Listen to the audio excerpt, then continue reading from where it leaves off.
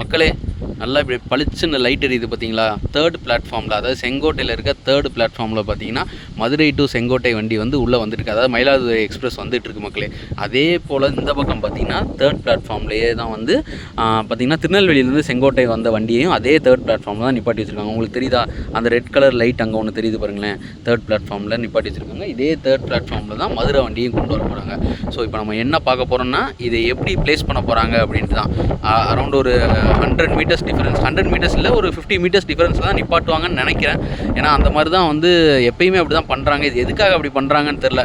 ஒரு சில நேரம் இன்கேஸ் பிரேக் பிடிக்காமல் வண்டி வந்து மூவ் ஆகி போய் அதை இடிச்சிருச்சுன்னா என்ன பண்ணுறது? ஸோ என்ன ரீசனுக்காக இது பண்ணுறாங்கன்னே தெரியல. பாருங்களேன் நீங்களே.